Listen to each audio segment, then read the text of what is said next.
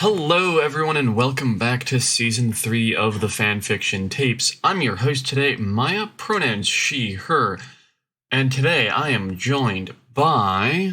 Dylan, hi again. My name is Shoober. I'm here today as a guest. And I am our producer, Ian. Today's topic is about that totally brand new internet phenomenon that hasn't totally been around for ages, live streaming. Yeah, not around for ages, only about, 17 years or whatever. It's been around a while. Newer than some of the stuff we talk about on here. I mean, we could pull out, the Odyssey or something. I mean, given that we've talked about Shakespeare before, yeah. We've talked about Greek tragedy before. And there's a bit of time in between Greek tragedy and live streaming. Just a small amount of time, So, live streaming. Let's go.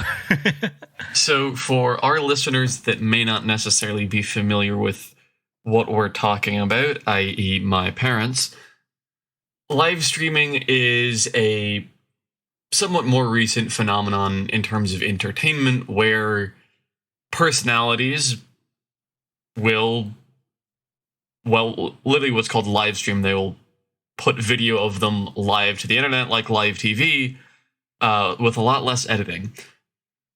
Usually they'll be playing video games or doing something similar. Sometimes it'll be just chatting. It tends to vary quite a bit. But the interesting thing about live streaming is that you might think of it as like a recent phenomenon because, well, the internet has to be good enough to support live streaming since you're actually watching someone do something on their end that you're catching simultaneously. But it's been around in some shape or form for well over a decade now, actually. Yeah, I mean, we're talking about it as if it's this kind of recent thing, but the type of stuff we're talking about here is, what I grew up on. Yeah, live streaming has been around for a long time, but there was definitely different explosions in popularity, and COVID really did give another huge explosion, I feel like, and it became even more mainstream, Yeah, Oh, sorry, go on. No, I was just saying that I definitely agree with that general sentiment. The COVID, if you consider it to start around the 2019 period, is when the live streaming boom really took off, even though I could say it got popular 2015 onwards, I could say as well. Yeah, I was gonna split this into the more traditional stuff. So pre-COVID, Minecraft YouTubers type stuff. And then the more recent stuff that's happened after, the Fortnite era, COVID, everything that's kind of come as a result of that. Part of the reason we all know each other is partly because a company where a good chunk of their revenue and content that they produced was live streamed content. You could even argue, though, that Rooster Teeth, the company we're talking about, also failed to expand further enough into live streaming. That was one of their big issues, is they were kind of late to the party on that one. If we talk about Rooster Teeth, we'll be here all night. Yeah. We'll start in 2000 and okay. You really do see that changing era. If you go back and just see that live streams initially were just live versions of stuff you watched on YouTube. Of an on-demand video, and then slowly over time, live streaming has evolved and in sort of ways overtaken that on video demand sort of thing. Which is absolutely. Weird. It's really weird to say that. Of course, there is a market still for that on-demand thing, because another thing with live streaming is a lot of people just can't get into it.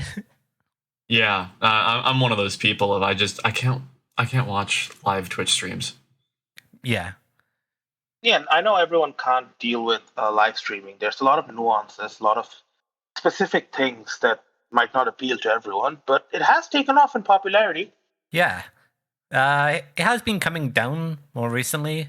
Viewership sort of plateaued and then has slowly declined because, like with any market, there's so many that in general, your highest viewerships are coming down a bit. Right, and I think you can circle that back to the COVID boom and the bubble bursting, essentially. Yeah, COVID vastly grew the live streaming market. Like, if we want to talk about VTubers, the VTuber explosion in popularity happens the same time as like COVID as well. And it's because no one has anything to do, pretty much. I mean, everyone is stuck at home. I probably watched more YouTube in the early part of the pandemic than I ever did before or have since. Yeah, definitely. And another interesting thing is that, in a way, live streaming almost replaced television during the COVID boom because it's still live content that's produced by people in their rooms, but it didn't need any of the effort that you would need when you gather people in a location, which wasn't possible due to COVID. So there was an interesting overlap of audiences, I would say, at that time. So I'm gonna make, I think, both you and Ian start to feel dust in your bones, because I'm gonna argue that it actually started to replace live television quite a while before that. Because, and I say a lot as a kid that the most TV I watched was like Mythbusters, and that to a large degree is true. Because I just didn't watch much TV. If I wanted to watch content, I would go to YouTube. There I would find people producing content in a medium that I was really interested in, which for a long time was primarily Minecraft. To ask you to date, so if I were to ask you to like date the time period, like what year do you think that streaming really took over television as a more popular form of entertainment? For me, it would be the early 2010s, sometime between, I think, about 2011 and 2014. I think the thing you have to acknowledge with live streamers is still that there is no live streamer who even gets close to like bad big TV station numbers. Yes, that's what we do have to acknowledge here. So like when we say when it surpasses, yes, the difference is people are a lot more engaged in live streaming and it's a lot more profitable. With profits for TV is a lot different. Live streaming is low investment, high, you can get a lot back out of, whereas TV is still, to this day, quite expensive, and you need to beat certain fresh marks and get certain advertising in order to justify keeping your slot on TV. Also, I think we're speaking from a bit of a limited perspective. All of us here are probably under 30, people that grew up with the internet, people that have probably a different value of entertainment than a lot of the general population. So when we talk about something in our own circles, we're probably not considering a large chunk of the population that consume media through television still. Yeah. Like, I don't think my parents, who are 60 and 50, are going to be checking out the latest Kai Cenat stream. But they'll just watch TV, even though they have also moved away from, that sort of live TV and into on-demand streaming services. They're not to the point where live streaming or YouTube could replace, the content they get on TV. Yeah, I mean, I think if I found either of my parents watching a live stream, I would be quite creeped out. But once again, as well with live streaming is there are so many more live streamers than there are YouTube channels or, on video demand streaming services that it's honestly more of like, I don't want to get into like economical terms, but it's like the perfect market where there are so many people and so many viable people that it's like, it's really good for a consumer. You can find nearly any type of live streamer. Yeah, you really can find pretty easily just about whatever you want, and even many things you don't want.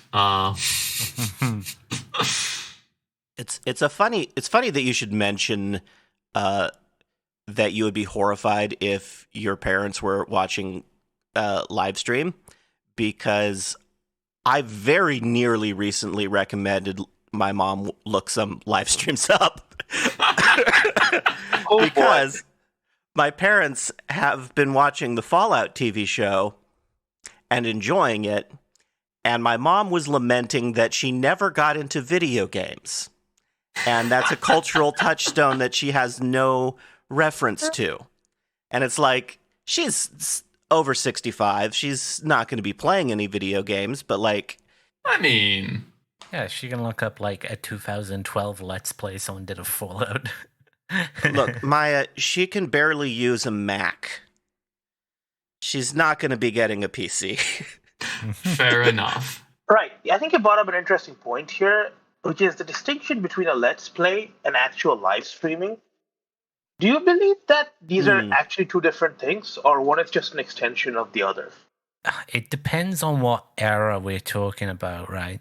Because an early idea of a Let's Play is a bit different. Back in the day, people would like record for like probably about 4 hours straight and then upload individual videos of whatever length, you know? Basically, just be like start, stop, big recording batch. Nowadays, it's less like that, I feel. I feel like that's a lost art that no one does anymore, where they record and then release over time. Markiplier still does that kind of content. Yeah, but a lot of content I see nowadays is mostly I'll record for like 2 hours and then I'll upload a 2-hour video or whatever. I don't see someone record like a 4-hour batch and then release 20-minute videos like for the next 14 days before doing another recording batch. I mean, I don't really follow as much Let's Play and stuff as I used to, but I believe Captain Sparkles still does the same type of content structure that he used to, which, as I understand, is similar to that. Yeah, it's just a completely different style, though, when you think about it. Like, compared to what nowadays, most YouTube is either people doing sort of longer form Let's Plays where it's more like an hour, you know, and they'll record an hour, maybe take a break, but might wait a day or whatever. Or it's live stream clips edited down into a more consumable fashion, or just a bunch of live stream VODs re-uploaded to YouTube with maybe minor editing. I think this is a case of YouTube algorithm siloing, because I mentioned Markiplier earlier, and there are a lot of Minecraft YouTubers who are still doing that sort of content. Yeah, I mean, I mentioned Captain Sparkles, who is one I'm still subscribed to, even if I don't watch as much as I used to. And there's also Pixel Riffs, who has a solo Minecraft survival guide series. And then, of course, there's the Hermitcraft server, which is, I think, like about a dozen people on a shared server who are each doing their own thing and occasionally interacting. So, do they all put out content in the Let's Play format still? I will say that since we are talking about Minecraft, they're not usually referring to it as Let's Play, since Minecraft is a sandbox game. Yeah. The idea of a Let's Play, if we want to go back into internet history, was basically someone would play a game and then write up what they did, and then over time added videos, and it was forum-based. Eventually expanded onto YouTube, you know, with that. And a Let's Play idea was, you know, I'll play the game through and show you. Pepperidge Farm remembers. No, I'm not. I use GameFAQs still for some unanswered code in old games where I'm like, what the hell am I doing here? I actually have stuff I wrote on GameFAQs, guides and stuff, back in the day. Yeah, I'm aging myself a little here. God, I feel old thinking about it. But yeah, the idea of a Let's Play is like really different now. Most of the time now, it's like, hey, watch my preview, my playthrough, or my reactions to this game. It's a bit different nowadays. So, in a way, is a Let's Play these days just a live stream without it being live? I mean, in a sense, Yes. The difference is obviously live streaming has a lot more to do with like chat and talking Yes. to the audience in a different way. Yes, live streaming, as we are pretty sure about now, is just the content you're putting out on the screen. A lot of it also involves how you're interacting with the audience you have. And that itself is a core element of a live stream, something that you don't get in a recorded video, of course. Yeah, and also, it depends on what Let's Play, like we're describing, and what game. But whereas in a live stream, you can't cut out anything. So it depends on how the way that someone consumes it. Mm-hmm. Obviously, in a live streaming environment, you have to show everything in the game if you're going to go through it. Whereas if you're doing an on-demand video, a Let's Play sort of format, you can just be like, oh yeah, I did all this in like an hour, but I didn't show you any of it because it was boring. Yeah, you can cut out stuff like grinding and like other tedious things. Whereas that now becomes like you have to do that off live stream, which is a bit different. You can't like stop in the middle of your live stream, go grind, and then put your stream back up. Yeah, for sure. So that's kind of the difference. Mm-hmm. Part of this mention of you can't really cut anything out and you have to include the boring bits brings to mind to me actually a particular aspect of live streaming, because we've mostly focused on live streaming as it pertains to video games, and I realized there was I don't know necessarily if important is the right word, but certainly very influential type of live stream. Live play Dungeons and Dragons. In particular, the most influential, I think we can all agree, is Critical Role. I thought you were going something completely different there, but I'll talk about that later. No, but yeah, when we talk about Critical Role, when Twitch sub numbers got leaked, where it was saying, oh, these are the most subscribed channels, Critical Role was top, the biggest subscribed channel on Twitch. It's huge. Critical Role is huge community and everything. And when we talk about live play, it is interesting because the difference between live play and sort of, if we go to more of a production like Dimension 20 do with their stuff, like if you look at the difference there, you can obviously see a Critical Role, their episodes run for like 5 hours, sort of, in about that area, with obviously breaks and stuff in between. Whereas Dimension 20 is like like an hour and a half to like 3 hours. So yeah. And released, it's not live streamed, it's released weekly. You watch your episode and then you get your next episode a week later. Critical Role is obviously the same, but it's live streamed, even though now they are not live streaming it. I believe it's pre-recorded now, but just released in a live stream format instead of a video on demand format. I see. Yes. That's actually one side of live streaming I just never got into much, despite all the popularity. So this is a learning experience for me as well. Yeah. Critical Role used to live stream and have, people would see the thing live as it happened. Now since COVID, they decided to move to pre-recording and then uploading it, but not as a video on demand. Instead, it's going to be live streamed on Twitch. That's where most of the audience is and most of their money comes from. So they can't exactly just say, no, we'll just, YouTube it or do what Dimension 20 do, which is uploaded to their own site, which you have to pay for to get. Yeah. And there's also an aspect to it of that we haven't mentioned. I suppose is apt with especially mentions of Critical Role, as I've heard a lot of people talk about, yeah, this is just stuff that's, put on in the background when I'm doing other things. And that's kind of an important dimension, I guess, to mention in contrast to things like cable television, because that's not usually, I think, put on as background noise. I might be wrong. Well, you gotta acknowledge what in cable television still draws numbers these days.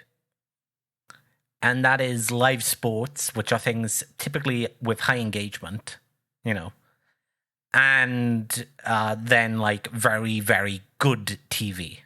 Like most other things aren't drawing those high engagement anymore. But I definitely think Maya has a point with that bit, because going by live streaming hours, you can have a streamer who puts out content 5 days a week for anywhere between 3 to 6 hours. Like for full-time streamers, that is almost their like full-time job. So you're not really expecting an audience to tune in for that entire period, at least in an active sense, because the audience are also working people in many cases. So how do you expect them to spend half their day watching a live stream? That's where I think the background listening bit comes in. You put a stream in the background, you tune in every 30 minutes or so, you pop in between your own work, keep it running in the back. And that's also one of the big ways streaming has appealed to the current audience. Yeah, it's something that's kind of strange to me. The closest I've gotten is needing engagement or some kind of extra noise when in the kitchen. So I'll put this is when I started listening to Dimension 20. Was just when I needed to be a little bit less alone while working in the kitchen. Mm-hmm. See, no, I mean, I'll circle back to the joke I was making earlier, where I thought Maya would go in a very different direction with the point she was making. But I thought you were going to talk about hot tub streamers, unironically, for a hot second. I forgot those exist, honestly. Yes, they've been because quarantined now. We're probably not the target audience for that, but that is also one genre of live streaming that really took off and is still quite popular. And I mean, excluding the sexual appeal parts of that whole aspect, a lot of live streaming, other than gaming, often boils down to just chatting streams, as they're defined in Twitch, where the streamer talks about a certain topic, maybe, or maybe even many other mundane things for a certain period of time, maybe an hour, maybe 2 hours, and there's just direct interaction with the audience. There's back and forth questions, there's maybe other bits of tangents or whatever, but it's very much a talking stream, and those I feel are a lot easier to put on the background and experience a passive viewing with compared to like a video game stream. Yeah, sure. Compared to something that's a bit more engaged, you got to be watching. Whereas you can just throw on someone talking about whatever, whether it's one of your vested interests, like TV reviewing, or like just someone chatting, or sport, or politics, if you want to get into that hellhole of Twitch. Oh boy. But yeah, it's pretty easy. Now, do we want to get on to the proverbial JPEG and model in the room? Good thing. Yeah? Right, you can't see me squinting at you. What, VTubers? Yes, Maya, this is an audio medium. We can't see your facial reactions, no matter how amusing they may be. Yeah, you don't even have your camera on, so we can't even see it on Discord, so... I can imagine. Don't worry. Yeah, so... Shoobs, I know enough about VTubing. You know some. Only courtesy of me. Yeah. Maya and Ian know nothing. I know a few things. Very little, but... You know Gaugura exists. I don't think that's being knowledgeable. No, that's actually something. I know a significant amount more than your average normal person. Which is in that I know that it exists. Yeah. So, Dylan, what did you want to talk about it? So, do we want to get into, like, how it is different from regular live streaming? Sure. If I wanted to get started on how exactly VTubing is different from live streaming. I guess the first main aspect is, of course, the visual aspect. Whereas in a live stream, you have either a face cam, which shows the person who is doing the stream, or some sort of other visual medium, or sometimes they might not even have any sort of face cam or anything, just whatever they're putting onto the screen, be it their video game or whatever. For VTubing, you have a live model, be it a live 2D or a live 3D. This model is based off of, well, it started from anime subculture. It's evolved in many ways over the years, but in general, it's supposed to be a representation of the streamer in a animated form, which is going to help them represent themselves in the stream without showing any of their personal details, essentially. And it is certainly fascinating. Yeah, fascinating is one good way to word it. Yeah. Essentially, when the difference is you are not interacting as much with the streamer who is putting on a personality. You are interacting with the streamer who is portraying their VTubing character. Essentially, or at least that's how it started. During the beginning of the VTuber boom, which again happened later than you think it did, it's a lot focused on definitely the character that the streamer is portraying through the VTuber. A VTuber often has aspects, or at least different character interactions, different ways of interacting with the audience, which is very specific to the VTuber model that they're portraying, which may be different from how the streamer would portray themselves if they were doing it without a VTuber model. But of course, with time, a lot of things have blended and meshed. If we were to get into the start of VTubing, the most popular, well-known point is from Kizuna Ai. I don't know how many of you have heard that name. Did any of you hear that name of Kizuna Ai before?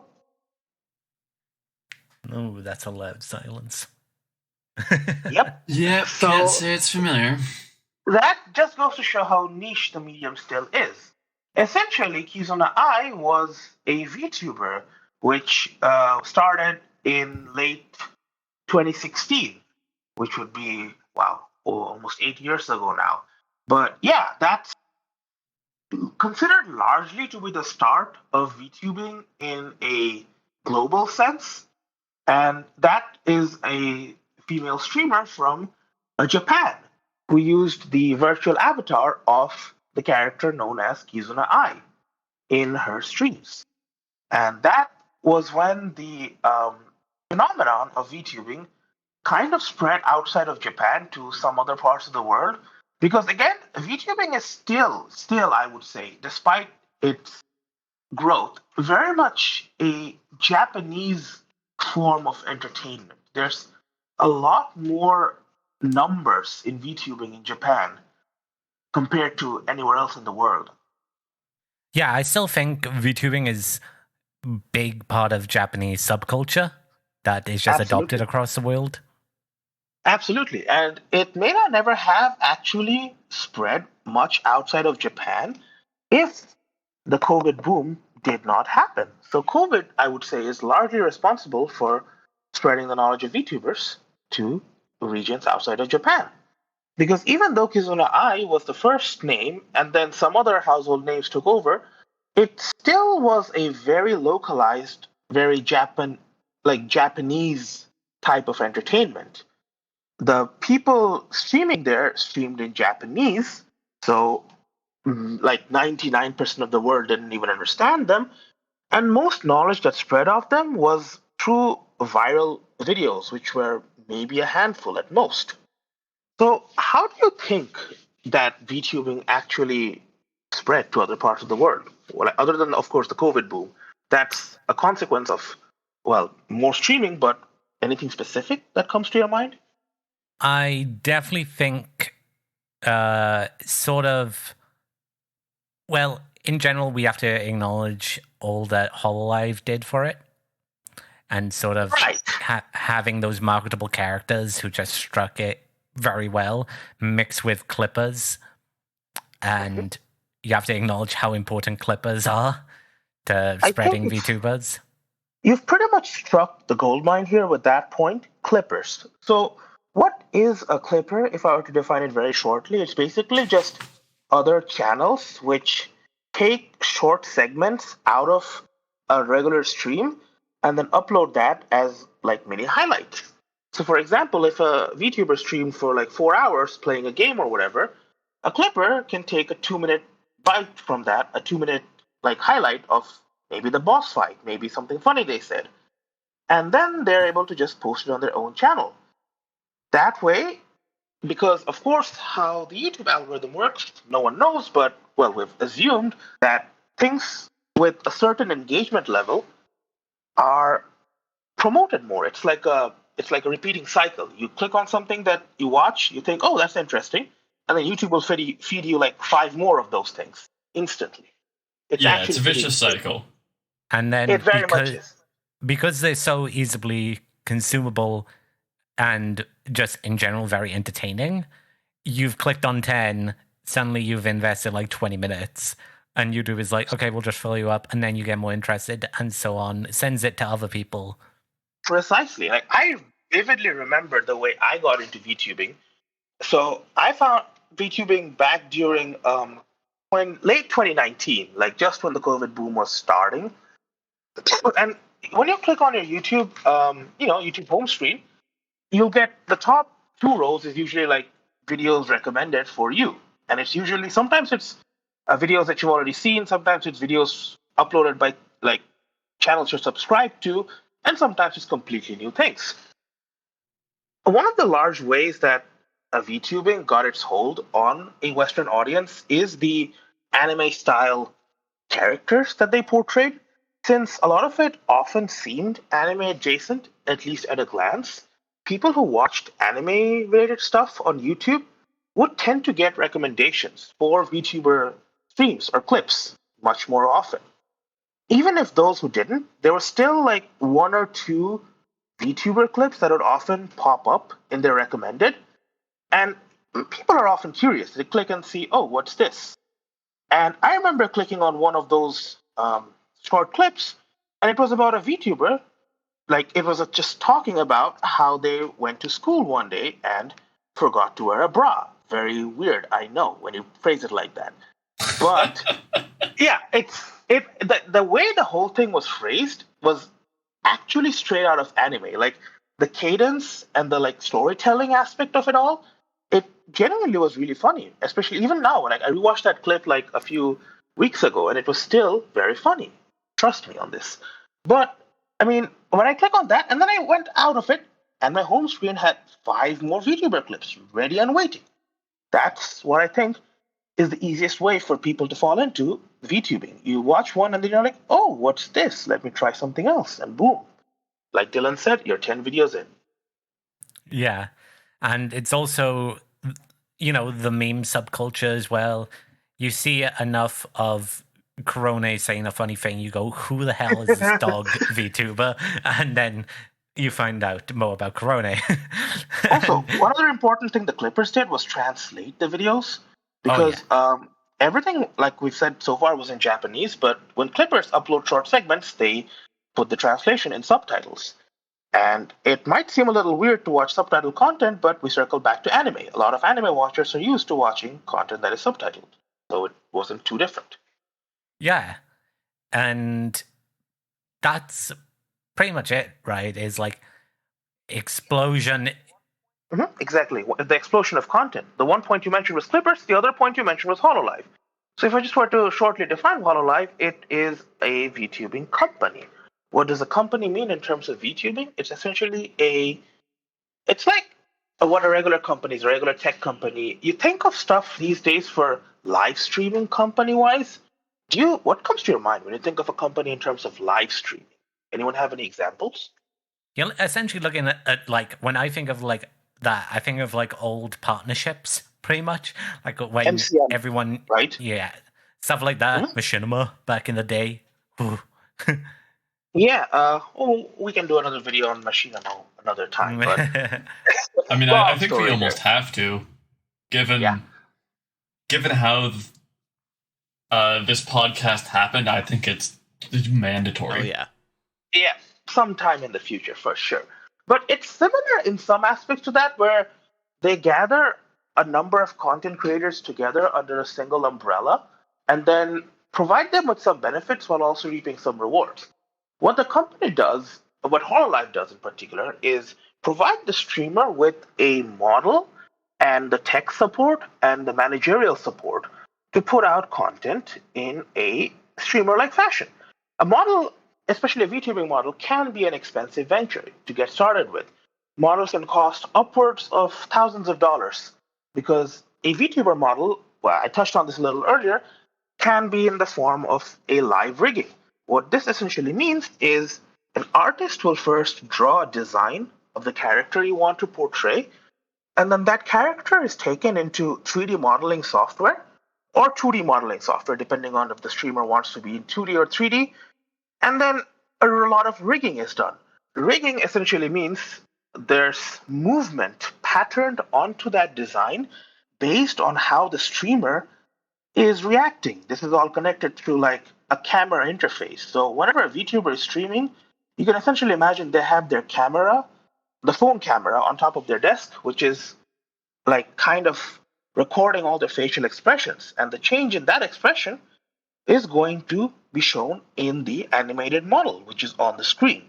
And that whole process is still somewhat expensive. So that's one of the things that a company helps you get started with. In return, of course, the company takes a certain cut of the profits. It also takes a certain cut of any merchandise that they produce and some other associated benefits. So what Hololive did during that time, during the time of the real VTubing boom in 2019, early 2020, was they had a number of these VTubers under their company, which got caught up in the YouTube algorithm and essentially boosted the whole company as a whole to like, worldwide more renown. People knew about them, at least a certain subset of people consuming the videos on YouTube. What you also have to acknowledge is something that has always been very popular, which is collaborations. And Hololive basically can run itself on self-collaborations. Precisely.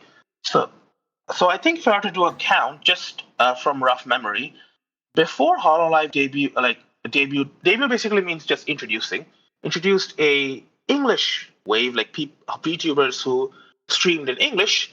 Their Japanese VTubing numbers consisted of like around 20 to 25 people. So that's a lot of people for like a streaming company, all things considered. Even if you think that might be a small number, because even if any of them is streaming at a particular time, you probably get someone that is streaming something at any time of the day other than like deep night. Even then, probably someone is streaming. That's one of the big strengths of a company like Format. If you follow multiple people from the same company, you'll probably always find one or two members streaming something to catch your interest. The technology and corporate aspects of VTubing are very, very interesting to me.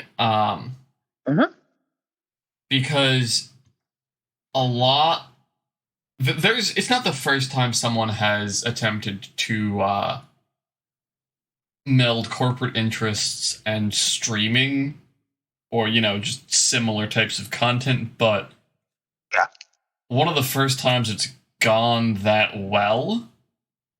You could say. And there's a lot of technology required specifically for VTubing. This is fascinating to me, the way it gets used.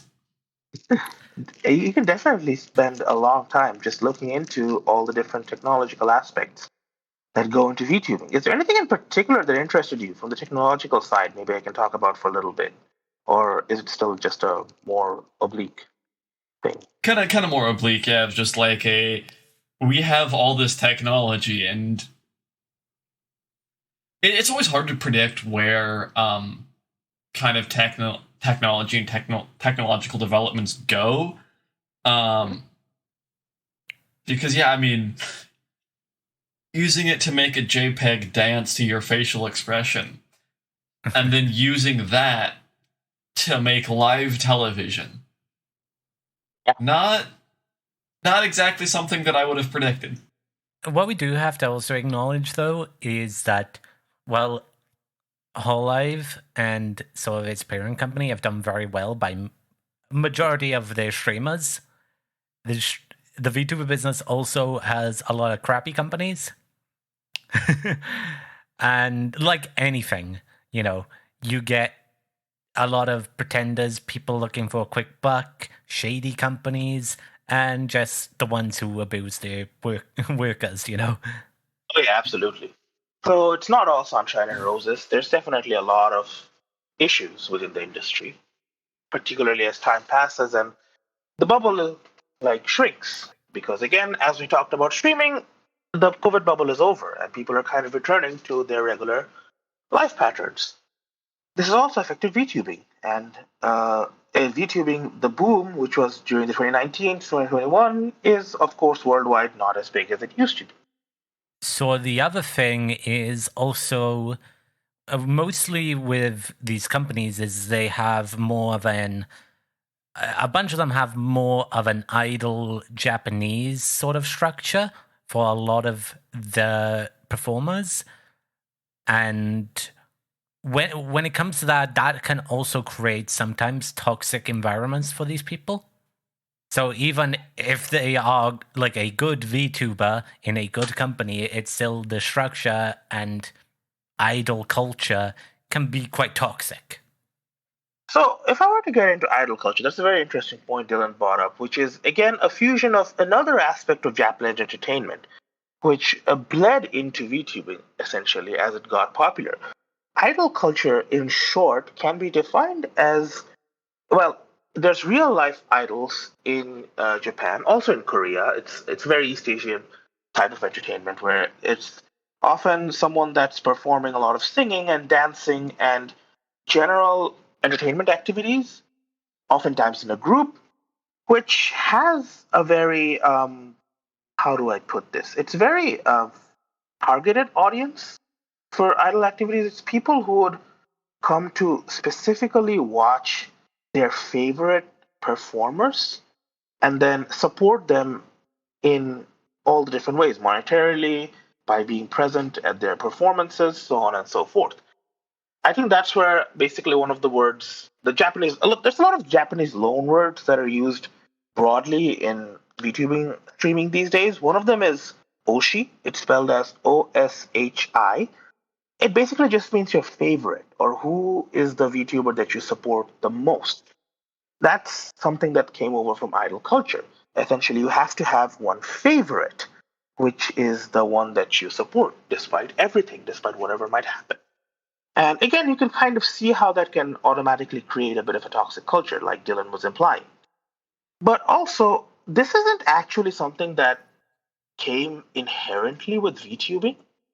As in, we talked about Hololive, which is one of the companies, and their focus on entertainment is more idol leaning because a lot of their members, other than performing things like streaming and chatting, will also have streams where they do karaoke, singing streams, or they will occasionally have performances where they do dancing combined with streaming, and some other more traditional idol like activities.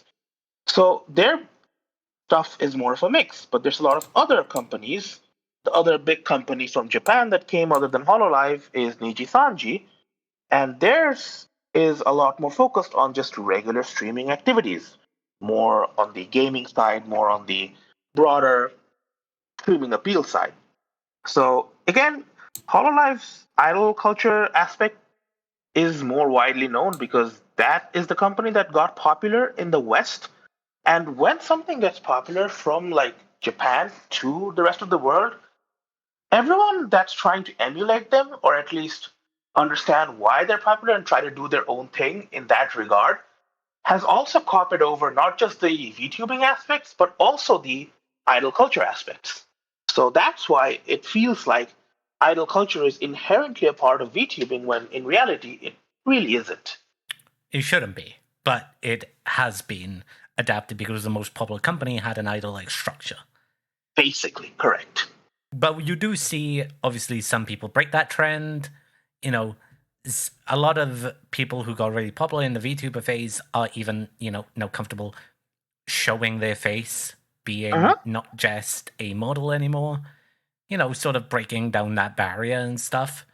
Right. Another important thing I feel like we just need to touch on a little is the platform for streaming. VTubing originally got very popular through YouTube streaming, and like YouTube videos. But in America in particular, and a lot of the West, the popular big streaming platform is Twitch. Twitch streaming is what's popular. So a lot of the Western VTubers that came about in 2020, 2021, even these days, will usually stream on Twitch. And the Twitch subculture, is definitely very different from what exists in YouTube. And there's a lot of splinters and differences that arise from that point onwards. It's weird to see how a lot of Japanese places these days do use idol culture, because I'm a big wrestling fan as well, and watching all the Joshi wrestlers, which are the Japanese female wrestlers, and how they've sort of moved towards that as well, but also at the same time, God, Joshi wrestling is so entertaining. You're going to have to tell me about that more some other time. I know wrestling in general, but very little about Joshi wrestling. Essentially, what they just done is take some of the idol things, like meet and greets and stuff, more. So they took that from idol culture a lot. It's all methods of audience engagement, I assume. Yeah. It's, we'll shake hands and sign autographs and, do this with our fan base and all this, I guess the closest thing you can relate idol culture to something in the West is celebrity culture, almost. Yeah. Partially, at least. It's just a different level of devotion. It's typically the difference between celebrity culture and idol. But you do get some people who are, Swifties. Yeah. Some of those elements bleed over, but it feels a bit more informal in the West. Mm-hmm. In the West, like cults just get made, whereas Japan manufactures them. Yeah, I mean, very similar to South Korea and how they're like K-pop. Like, K-pop is also very much a manufactured type of music. It's very similar to idol culture in many ways, but again, it's a very different cultural phenomenon when you compare to anything that exists in the West. If you want to compare it to stuff in the West, it is like that late 90s, mid 2000s boy band culture. That is the closest you can get to it, I would say. That is it. Like, if you look at stuff like Jonas Brothers, NSYNC, Backstreet Boys, that is what you're looking at, yeah. Yeah, absolutely. Where we'll get a bunch of people together and market them, and everyone will have their favorite members and stuff. Yeah, for sure. Very similar in those respects. Yeah. So, Maya, how much did you catch of that? A lot of that. Unfortunately, I've had some background noise, so I've had to hardware mute my mic. No worries.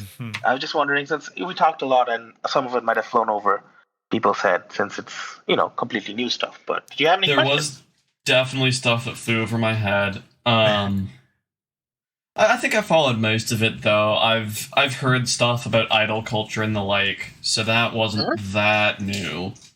Right. Unfortunately, that stuff exists. It's disgusting.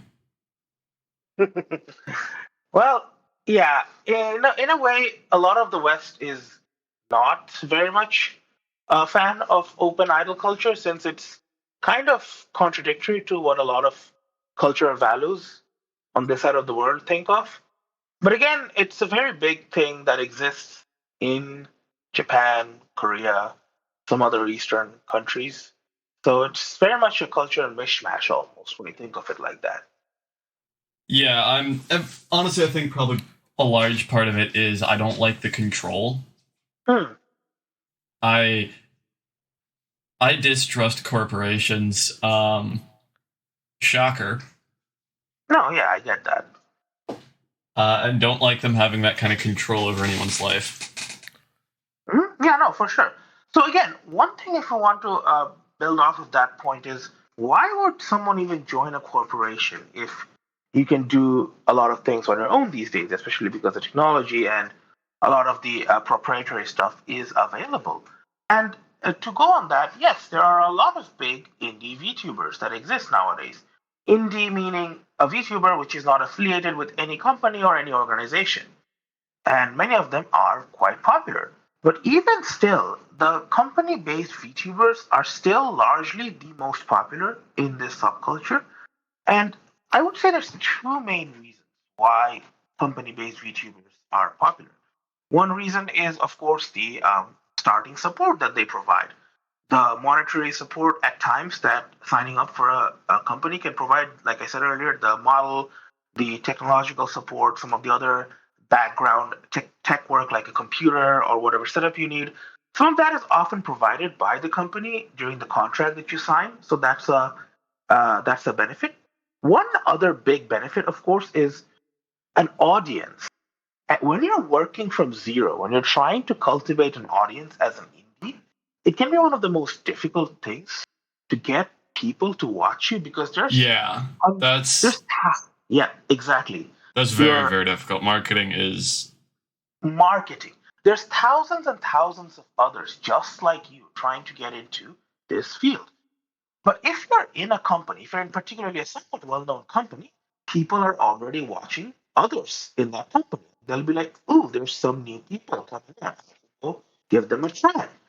And then people do give them a try, and they have an existing audience base to work off of, which is when you're trying to create content, one of the biggest things.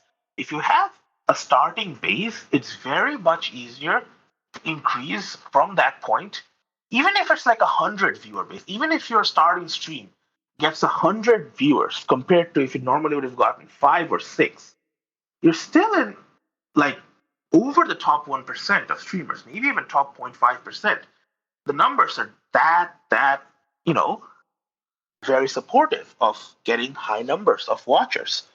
And that in turn, of course, encourages others to be like, oh, I can already get a bit of an established audience if I join a corporation. yeah, and of course also the built-in ties to the other popular ones, right? It's easier to do collaborations. Exactly. A lot of VTubers who join corporations, like people ask them, like, why did you join the corporation? Other than the 2 points I mentioned, a lot of times they mention that it's an easy way to make friends, which, when you think about it, is quite true. You have to work together with other people, and normally where you might be competing with them, a lot of these companies, especially the Japanese ones, although there are exceptions, and we can get into that later, encourage more of a more cooperative environment because one person doing better can then redirect that attention to all the other members in the company. And when you do collaborations together, when you play games together, multiplayer games, or you do activities together, you naturally tend to form somewhat of a bond with the other people. And it's a good way for everyone to make friends. One important thing you need to remember is going back to the core aspect of VTubing. What's the thing that's not shown when you're a VTuber? Any of your personal details. You're not showing your face. You're not showing any of your own details. You are providing whatever service or entertainment you provide through an animated avatar, which, of course, no one has any idea of knowing how exactly you are behind that mask. So a lot of VTubers oftentimes are, well, very introverted. They don't want to engage others with a public face. So now, as I was saying, so again, a lot of these were very introverted people, and they might not have started streaming normally by showing their faces, but VTubing gives them an avenue to express themselves without needing to express their own personal details. No, I just think it is really important to a lot of VTubers that separation of the person to the character. You know. Yeah. It also, another aspect that we have to mention, which is I don't know how to discuss it, but it is Yuri bait, which comes with a lot of VTubing. Okay, so that's an interesting word, and we're going to get into another little aspect of VTubing, which is the demographics. Yeah. VTubing is kind of the opposite of regular streaming. When you look at regular streamer numbers, the most popular streamers by far are male streamers.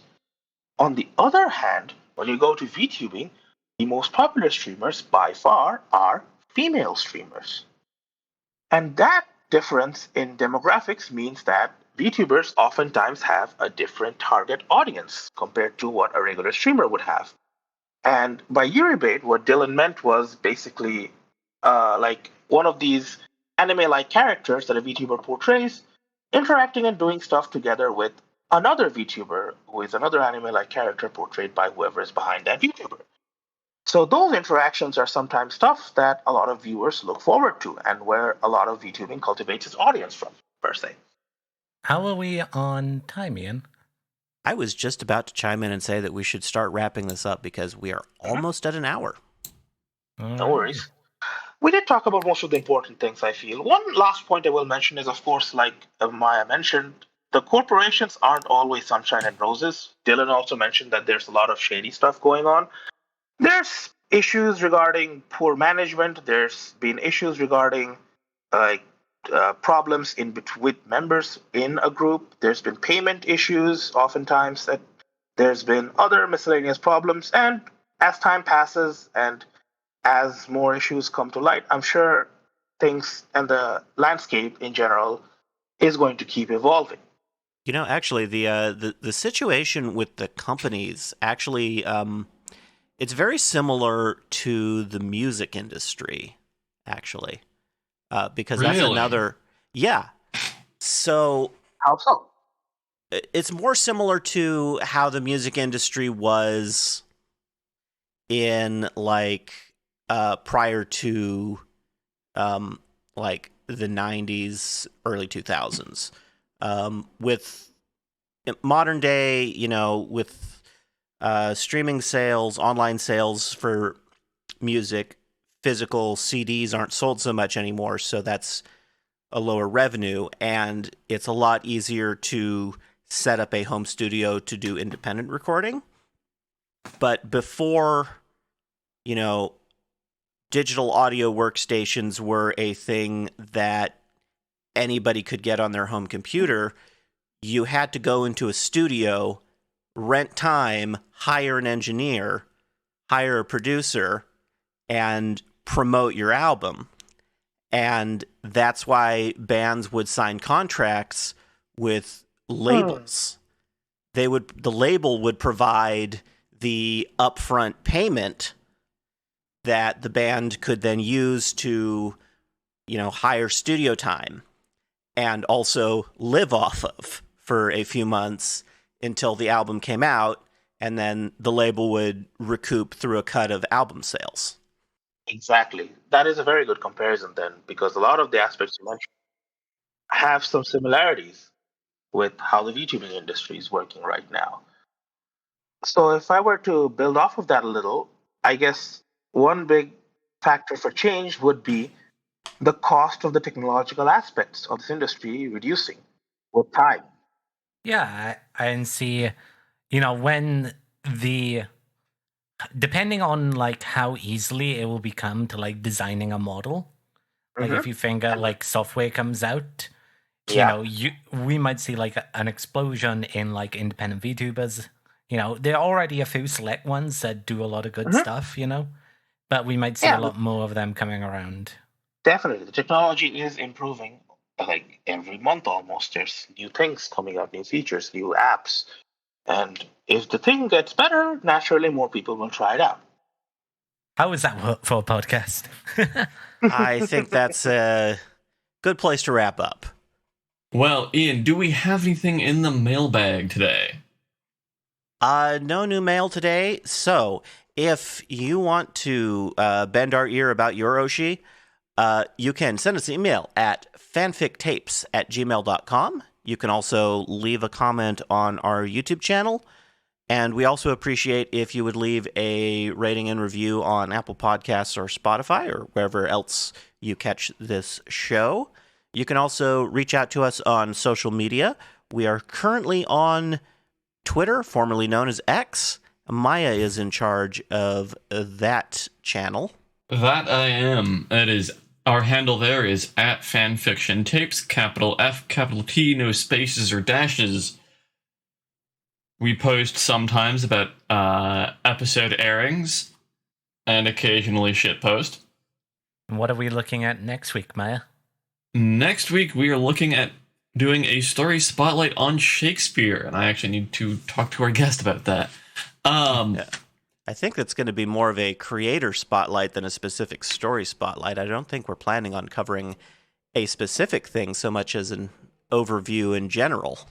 Yeah, should actually make sure that gets sorted. But before we go, Shoober, do you have anything you'd like to promote to our listeners? Any works of your own or social media or anything, really? I don't have anything to promote social media wise. I'm just someone that met Maya, Dylan, Ian through a common server we're on.